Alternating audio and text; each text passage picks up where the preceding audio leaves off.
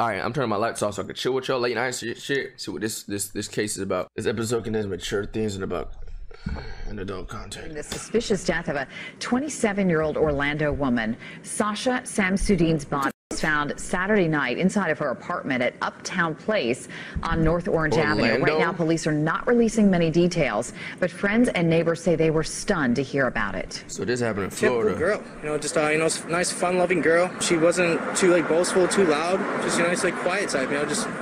She seemed to get along with everybody. I guess kind of nervous because we don't really know how she was killed or if we should be concerned that there's someone dangerous living in our building.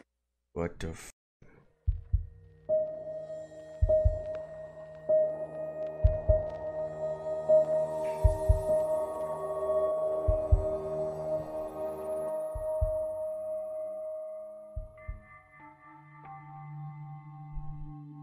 Sasha with 407 Apartments TV. I'm here at the Edge Orlando Apartments near UCF. So let's go check out what they have to offer. UCF? 27-year-old Sasha Samsudean was the social media manager for an Orlando real estate agency. Okay. She was full of energy, fun, sociable, and very smart. Her co-workers said that people often underestimated her and saw her as just a pretty face, but she was so much more than that. About the Edge Apartments in Orlando, check us out at 407apartments.com. It's like me, I think y'all just see me as just a pretty face chat, but I'm so much more than that, People that worked with her said she was amazing at her job and adored being part of that environment. Friends said she worked hard and played hard, making the most of every day and every opportunity that came her way. She had recently moved into a beautiful new home at Uptown Place Apartments, 911 North Orange Avenue, and was excited to start a new phase in her life. Yes, who wouldn't be? They just moved, you feel me? Your little area, little spot, you cribbo. It was the last day of the Orlando soccer season, and Sasha was out in purple to support her team. When they won, she and her friends headed out to celebrate with drinks and dancing at the Attic nightclub on 68 East Pine Street. At around midnight, Sasha decided it was time to leave Attic. She told one of her friends, Anthony, that she was heading off. Anthony said as friends, they would all frequently separate and meet back up later at another bar or club. Alright. So with this, everyone carried on enjoying their evening and went their separate ways. Yeah.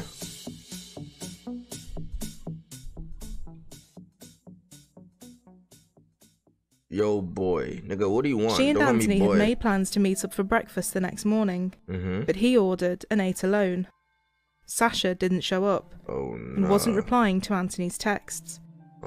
He assumed that she was simply hungover and sleeping it off. But hours passed, and with still nothing from Sasha, Anthony became concerned. Sasha was always active on her phone and social media, and something just wasn't sitting right with him. He reached out to two of the friends, and they both agreed to go with him to Sasha's apartment. So that's the thing, bro. Like, let's say you text your friend, y'all had plans, they didn't show or something like that. How long will it take for you to actually go to their house? Like, I know a lot of people will probably assume, okay, they're probably ignoring me. Did I do something?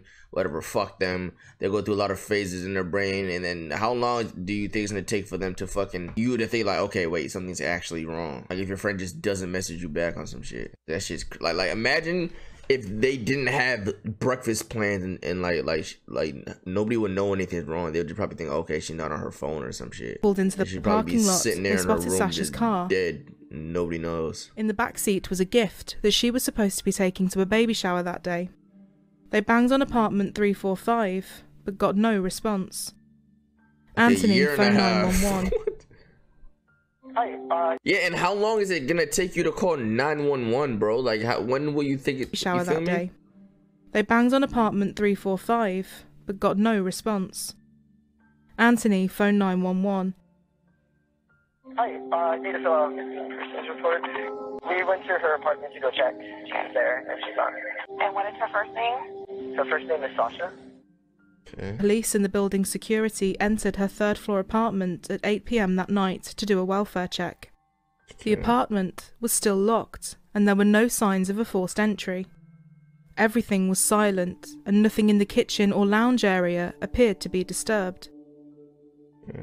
But in Sasha's bedroom, officers saw some hair coming out from under the duvet and a hand hanging off the edge of the bed. The what? Out of the who? Duvet. The fuck is a duvet? Is that like a blanket? Like the heavy comforter? Are you dumb? I've never heard that word before, on God. No, nobody I know have ever fucking said duvet, bro. That's the thick comforter, the thick comforter. On God, I've never heard anybody call that a duvet, bro. It's hotel shit, yo. They had found Sasha Samsudean. Who calls that a duvet? She had been raped and strangled to death. She had strangle marks around her neck and she had been beaten too. She had defensive wounds to her arms and abrasions that were consistent with someone restraining her. Her necklace had been snatched off and it was caught in her hair. Her shirt and bra had been ripped open and her underwear had been forcibly removed, which had left abrasions on her body. Friends, family... Bro, chat. Bro, rape, bro? Like this type shit, like forced, like rape like that, it is the worse than, I don't give a fuck, worse than killing, bro, you deserve death, you deserve, bro, never can be forgiven. You might as, like, oh my God, bro. Beyond death, dog. Co-workers had absolutely no idea who would have ever wanted to hurt Sasha, and no one could offer up any names of potential suspects to the police. Sasha's purse, phone and key fob to the building were all missing, and the bedroom smelled strongly of cleaning products. There were some discoloured patches on the bedsheets that looked as if they had been caused by bleach. The cupboard where Sasha kept all of her cleaning supplies had the doors wide open. Police noted that the toilet seat had been left up, something which didn't seem impossible, but definitely unusual, seeing as Sasha lived alone. The nigga took a piss. After this, they found a condom wrapper near the bed, and the imprint of a shoe. After swabbing the underneath of the toilet seat, they found 2 fingerprints. They also swabbed Sasha's body for any DNA. While performing the autopsy, the medical examiner said he had never seen an internal neck fracture as severe as Sasha's. She was a graduate of Seminole High School in Sanford. Police are asking anyone who was in the area of North Orange Avenue and Mark Street early Saturday morning to please call them. The last time friends saw Sasha was Friday night. She returned home here to her Uptown Place apartments just before 2 a.m. where she was in the hallway caught by a security camera. It's very sad, and you know, and our biggest thing is we really do want to solve this, and I hope that anyone that sees this picture and that can recognize her that night, you know, just to please give us a call. Oh my God, bro. As well as the 15 cameras from around the building, Uptown Place had on-site security. Stephen Duxbury had been a security guard there for about 5 months, and he had seen Sasha coming home that morning. He told police he didn't actually let her in, as she had no ID and no keys to the building. She got in through another resident that opened the door for her. Stephen then went looking for her in the building, and when he finally found her, she was trying and failing to input the code to get into her apartment. What the fuck is that? Sasha asked him if he could walk her to her car to see if her keys were in there. Yeah. But as the pair got outside, she said she suddenly remembered the code and ran back in. We went out and we didn't even go to any car because maybe 5 steps out.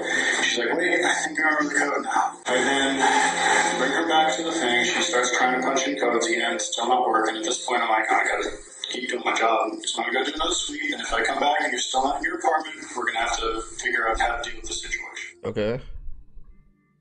But when he returned a little while after, she was gone. But later on, Stephen said he saw Sasha in the building again. This time, she was with a man he hadn't seen around before. I think I saw her again at some point later on. It didn't really document it because I wasn't sure, and there was nothing suspicious about what the gentleman I saw her with were doing. They were just walking in the hallway. Okay. So you saw Police her with needed to find out who this mystery man was, and fast. Looking at Sasha's movements from that night, from the attic nightclub where she left her friends, it was around a half-an-hour walk away to get to her apartment building. It's him? You Although think it's it was him? a very busy night in town, police managed to spot her on several cameras. She was wearing white jeans and a purple top and stood out quite clearly. Nah, bro. Another camera from down the street showed her again, This time, she was walking with 2 people. Police used this footage to issue a press release, hoping whoever was with her would come forward, and to their relief, they did. Okay. 2 women said they had seen Sasha downtown that night and could tell she was intoxicated. Sasha had no ID on her and no phone. The women said they were concerned for her safety and decided to get an Uber with her and drop her home. Okay. As soon as the Uber stopped at some traffic lights, Sasha darted out, pointing to Uptown Place, saying that was where she lived. The women waited as she tried to enter the building, but because she didn't have her key fob, she was unsuccessful. Before long, security guard Stephen approached the 3 women. He told them he couldn't let anyone into the building without identification or proof that they were a resident. The women told him how concerned they were for her and asked how she would stay safe if he wouldn't let her in. Okay. As they continued to talk, another resident of the building opened the door and let Sasha inside. Stephen carried on talking to the other women for a while, before eventually heading back into the building to see where Sasha was. Everyone's story matched up, and police still needed footage and witnesses from inside Uptown Place. Right. Sasha's iPad was found in her apartment, and as it shared some data with her iPhone, police were able to look at her messages. A text had been sent to a man named Ben, who had previously dated Sasha. He was supposed to be seeing her that weekend. They had been texting during the night, and Ben asked her if she wanted to meet him at another party. But several hours later, at 5:12 AM, Sasha sent him a text message simply saying, "Ben." This appeared to be the last activity on her devices. What the fuck? Ben willingly let the police take a DNA sample, and with that, plus a watertight alibi, he was quickly ruled out. Okay, so it wasn't Police Ben. also Wow. spoke to a man named Taylor who was in a relationship with Sasha for 2 years. They had still spoken regularly, and Taylor said he always thought that one day they might get back together. Okay. He was working a shift at a bar that night, which everyone could attest to. And again, through DNA, he was eliminated from the investigation. Okay. Suspicious death of a 27-year-old Orlando woman. Sasha Samsudean's body was found Saturday night inside of her apartment at Uptown Place on North Orange Avenue. Right now, police are not releasing many details, but friends and neighbors say they were stunned to hear about it. How many cameras is in that bitch? Just a few days after Sasha was found, she was laid to rest in a private ceremony, which blended Hindu, Islamic and Christian practices. One of her co-workers recalled that he always knew she was popular and well-loved, but didn't quite realise the impact she had had on so many people until he saw the turnout at her funeral. The CCTV footage from Uptown Place was always saved off-site, but it was now finally in the hands of the police, and they began going through it with a fine-tooth comb. One camera showed Sasha entering the building at around 1:46 AM. Okay. She was followed inside by an unknown male who asked her if she was alright.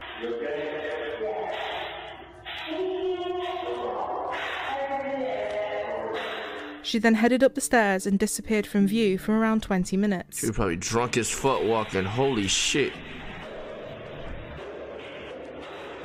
Bro, ladies, bro, like, if you're going out drunk, please make sure you're going out with someone, like, don't go home, like, I don't even know how to, because if you got your own apartment, y'all gotta have someone that's just dedicated to be sober with y'all and not drink for the night to make sure everybody gets home safe and shit. Like, at least one person cannot get drunk. Even with the homies, I do that. We all go out and one of us doesn't get too drunk. Like, at least one of us is like straight, is in and is able to handle, make sure everybody's home safe, everybody's good, everybody's all that, bro. Like, stay in a group. Do not split off all that splitting off shit when y'all drunk. Oh, we meet up here.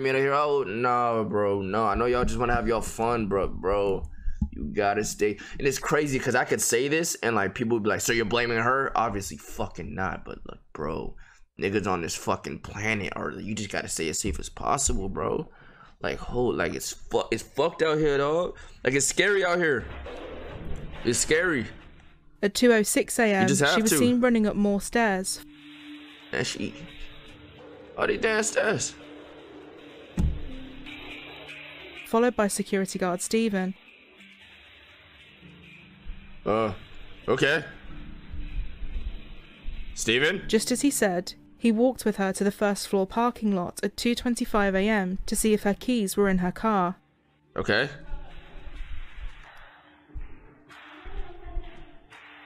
And then he leaves, right? Or he waits for her, checks with her. Okay. Nothing crazy yet, chat. Don't think anything, nothing. They go to check and they probably come back in. It'll probably skip or something. But as soon as Sasha said she remembered the code, the pair walked back inside. Yeah, like he said.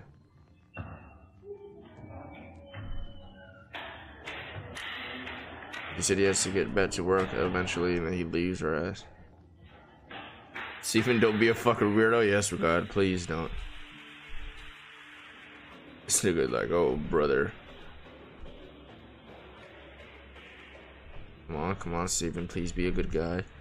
Please just be a good W security guard. Please, Stephen.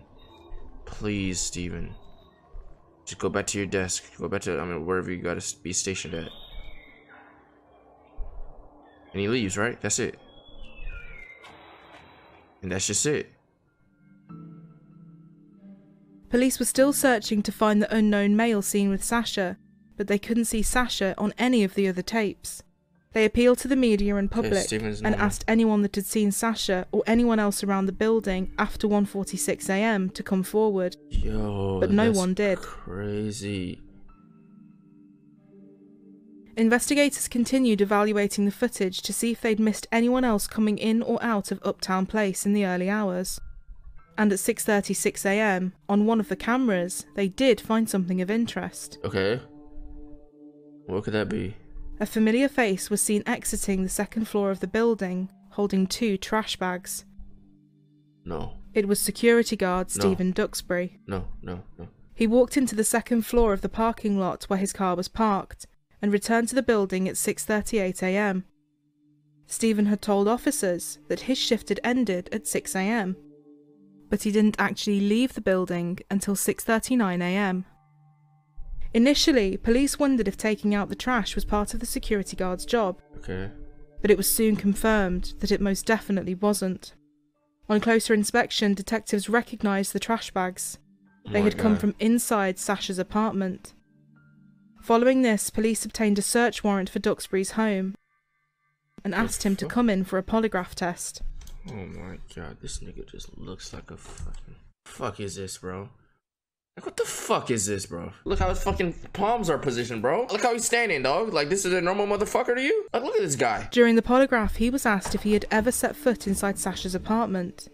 He answered no, but the polygraph indicated deception. The interviewer then asked him if he knew how Sasha had died. Was she poisoned? He asked. No. Was she stabbed? No. Was she choked? No. But on this question, again, his heart rate shot up and showed signs of deception. Information about how Sasha had been killed had not yet been released to the public, and there was absolutely no way of Stephen knowing that she had been strangled.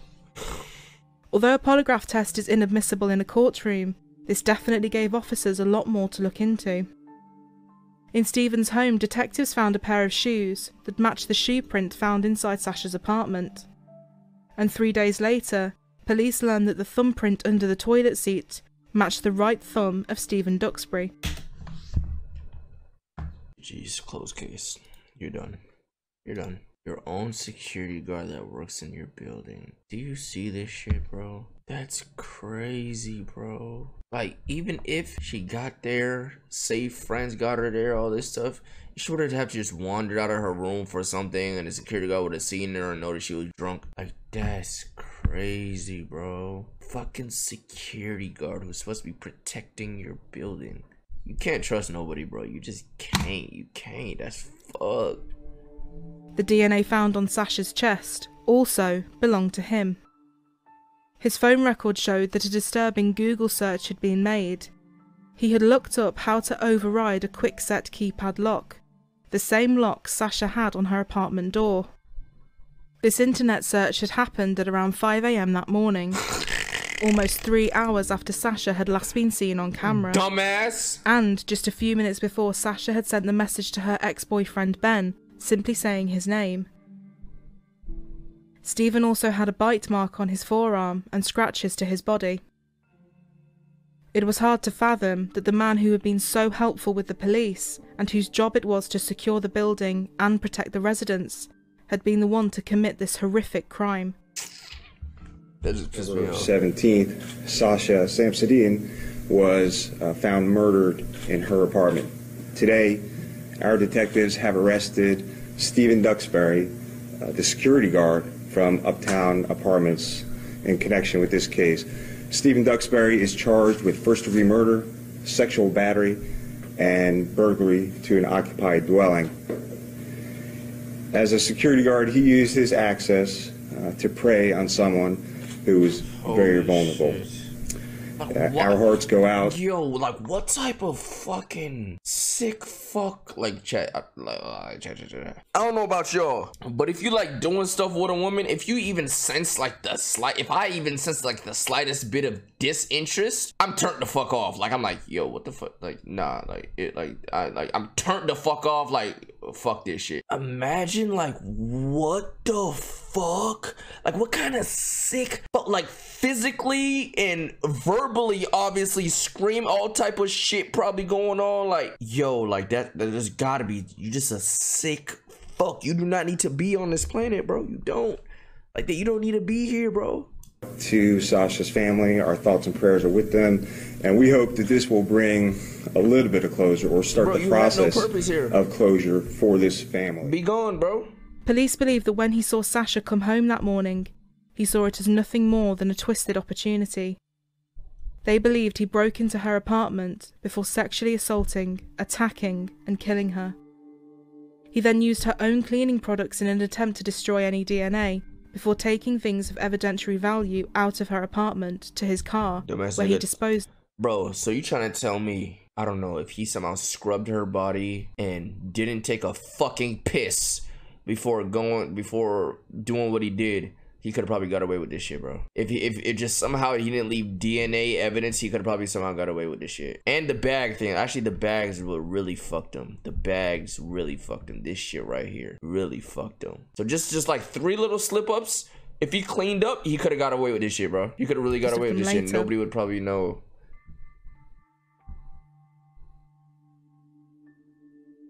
His trial began in November 2017 with Judge Lisa T. Munyon presiding. Bro. It started with Stephen arguing that as a security officer, he thought he had to cooperate with law enforcement during his questioning, otherwise he would lose his license. Because it took like over a week for them to even realize that he took the trash out. And his defense team wanted his initial interviews with the police kept out of the courtroom. So that nigga didn't take the trash out. Attorneys saying speculation should not be admitted as evidence, but the state says the motion is untimely and should be struck by the court, especially with the trial right around the corner. State, yes. How many days do you need?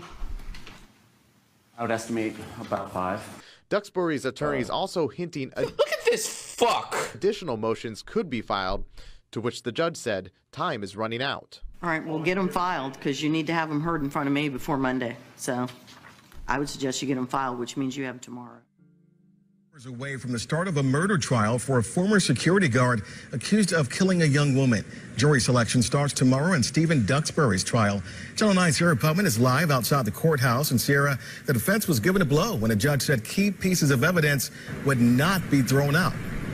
And that evidence is going to be in. It includes some shoes that were found at the defendant's house, as well as some statements he made during a polygraph test. And earlier today, I was talking to our legal analyst, and he explains just how big of a deal this is. Stephen Duxbury's defense fought to keep statements their client made during a polygraph test, as well as these shoes reportedly found at his home that allegedly match marks at Sasha Samsudean's apartment, out of court. But the judge says they're in. Channel 9 legal analyst Bill Schaefer. A circumstantial evidence case is like a puzzle. You have to get all of those pieces of that puzzle into evidence so that you can show this defendant is guilty of what you charged him with. During the trial, Schaefer says we can expect the defense will try to get more puzzle pieces thrown out. Once jury selection begins, it's too late to make motions to exclude evidence. However, the defense during the trial will raise objections as that evidence comes in. Duxbury is accused of raping and killing Samsudean back in 2015. The defendant's statement that he was never in that apartment is inconsistent with forensic evidence. That could be key to the state's case. My nigga, it's a locked case, my nigga. You found his fingerprints on her and inside her toilet, bro. Like, he's done. He's finished. Locked, closed. Don't even need to waste your time. Lock, throw him under the jail, throw the key out, then blow the fucking prison up while he's under it, bro. Duxbury's attorney, Aaron Delgado, argued that the investigation left too many unanswered questions. Among them was not testing Stephen's clothing for DNA. The GTA. They also said that the shoe prints attributed to Stephen inside Sasha's apartment appeared to match a size 9 shoe found in his apartment, when he said he wore a size 10.5. His legal team also argued that there was no surveillance footage that placed Duxbury in her apartment or showed him entering it. But the prosecution said that although the case was largely circumstantial, it didn't make it any less strong.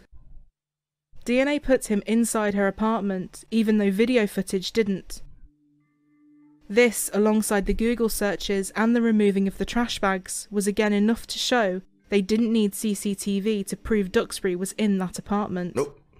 No, you don't. When asked about the abrasions to her inner thigh area and lower body, the medical examiner said that it was definitely a possibility that the marks could have been made by a utility or security belt during intercourse. The defence even made the suggestion that another person could have broken in and committed the murder after Sasha and Stephen had consensual sex. But prosecutor William J. simply said, her body doesn't tell lies. The scene doesn't tell lies. Yeah, fuck out of here. Following a 7-day trial and just 4 hours of deliberations, Stephen Duxbury was handed a life sentence without the possibility of parole for the murder of Sasha Samsudean. He was sentenced to a further 15 years for attempted sexual battery with a deadly weapon or force, and burglary with assault or battery. You know what's crazy though? Like, let's say that boy that she was texting, was it Ben, like came over, that's because they were supposed to like do whatever, and, like they fucked and shit, and like he left, and then the security guard did that shit after. Would Ben be fucked, bro? Ben would have been fucked, dog. They would have thought it, like 100% would have thought it would have been him type shit, right? Would they have? Like they would have thought it was that nigga. Locked. They would have thought it was that nigga because they would have probably seen a text from her phone come over and shit and all that shit. You know what I'm saying? For a minute, he would have probably been fucked unless they fucking showed future evidence. I don't know, bro. He could have been fucked. He could be fucked. If he took like closer steps of not getting caught type shit, like not getting caught in them damn cameras or going the other way or not throwing shit out. Judge Lisa T. Munyon ordered the sentences should run consecutively. Stephen declined to speak when the judge gave him the opportunity after the verdict. Sasha Samsudean's parents both expressed their sympathy for Duxbury's mother, who sat through the trial in the back row of the courtroom. They acknowledged that his parents had now lost their child too.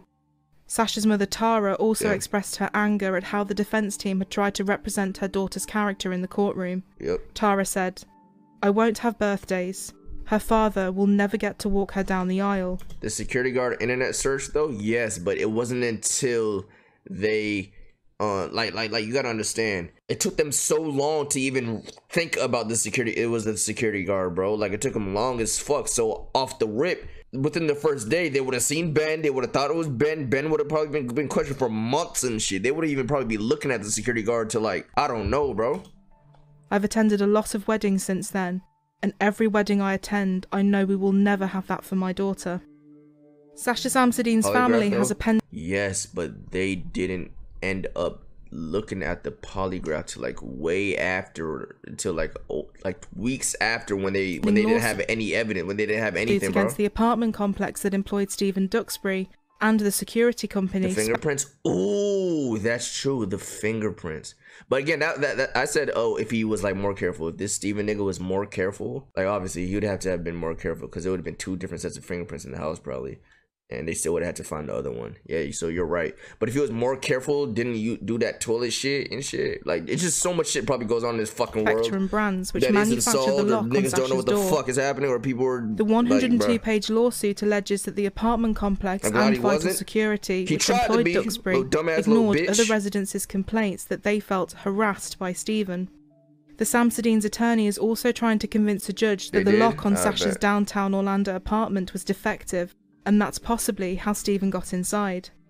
At a hearing, attorney Samantha Duke, representing Spectrum Brands, said there was no way to know for sure because the lock was never collected as evidence by the Orlando police, and it was thrown away by the owner of the unit when a new tenant moved in. Without that product, it's impossible for plaintiff to prove that any defect with the subject lock was the cause of Sasha Samsudean's death.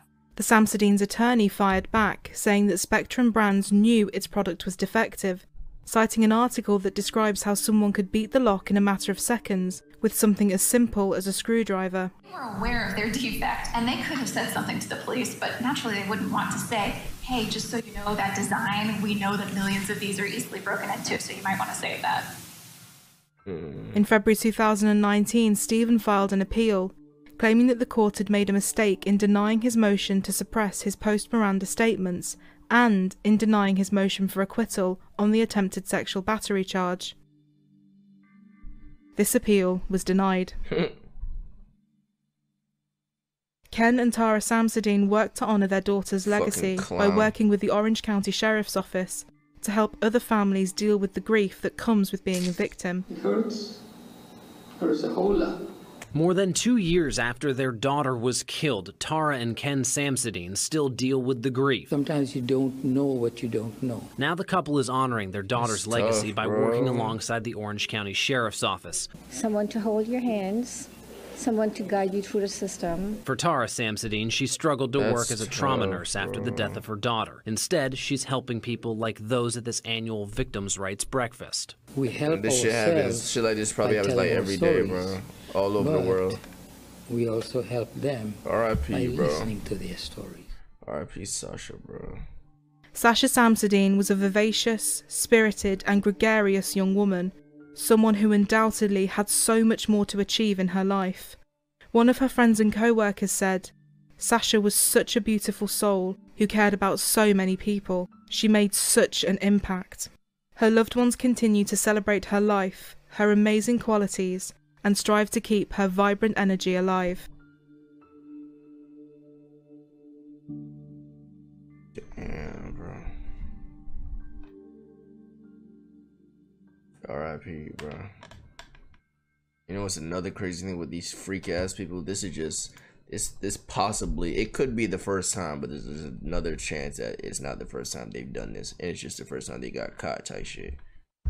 So that's just fucked. R.I.P. Sasha. Said I'm on 3+ right now, if I'm being honest. Hope my feelings shoot out like a rocket. Niggas thought they had the swag, but I'm really on it. Look at you just window shopping that new bag I